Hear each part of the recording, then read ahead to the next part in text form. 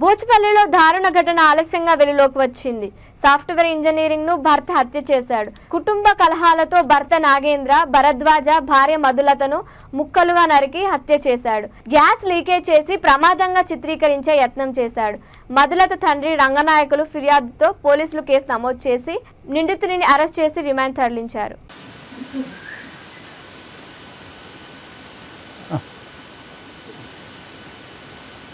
భరద్వాజ్ అనే వ్యక్తిని ఉరిదీయండి సార్, ఉరిదీయండి. మా బాధను చెప్పుకోలేకపోతున్నాం. ఏ విధంగా మేము ఆవేశం ఆ బాధను ఎవరు తీరుస్తారండి? నేను ఒక సాధారణ ఉద్యోగిగా ఉండి పిల్లలు కంటికి రెప్పలా కాపాడుకుంటే ఆ దుర్మార్గుడు చంపి హతమార్చి ఆమెను విడిభాగాలు చేయాలని ప్రయత్నం చేయడం అది ఎంత దారుణము. మాకు చూడడానికి కూడా కష్టమైన పరిస్థితి ఏర్పాటు చేశాడు ఆ దరిద్రుడు మార్గుని.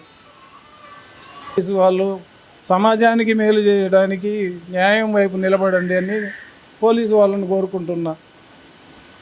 కాకుండా నా కూతుర్ని ఒక సాఫ్ట్వేర్ ఎంప్లాయీని చంపి హతమార్చి ఆమెను ముక్కలుగా నరకడానికి ప్రయత్నం చేసి గ్యాస్ లీక్ చేసి గ్యాస్ పేల్చడానికి ప్రయత్నం చేసి ఇంత దారుణమైన ఘటన చేసిన వ్యక్తిని ఇంకా పోలీసులు వాళ్ళ తల్లిదండ్రులు కాపాడే ప్రయత్నం చేస్తున్నారు. సమాజానికి ఏం మేలు చేద్దామని సమాజానికి కీడు చేసే వ్యక్తులను దారుణంగా హత్య చేస్తున్నాడు భరద్వాజ్ అనే మా అల్లుడు.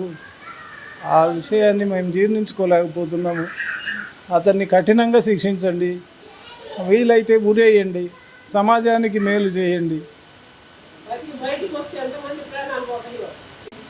డబ్బు కోసం కావాలి, డబ్బు కావాలి, డబ్బు కావాలి. అమ్మాయి సొమ్ములు తాకట్టు పెట్టుకుంటారు. ఇచ్చిన డబ్బులు సరిపోవు, తీసుకురా అని వేధించారు. అమ్మాయి జీతం అంతా లాగేసుకుంటారు. అమ్మాయి దగ్గర డబ్బులు ఏమి ఉంచరు.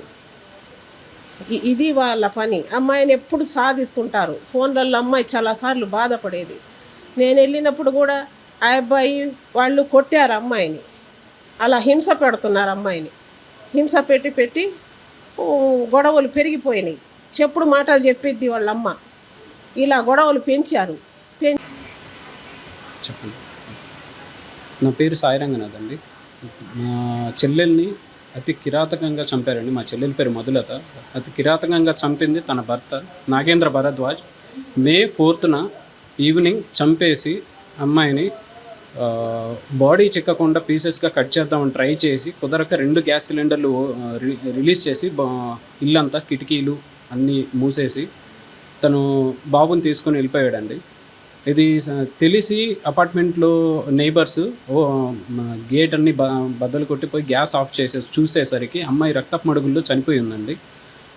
మాకు ఆ రోజు అర్ధరాత్రి 1:30 తెలిసి మేము హుటాహుటిగా మేము ఆంధ్రాలో ఉంటామండి. మేము 7 hours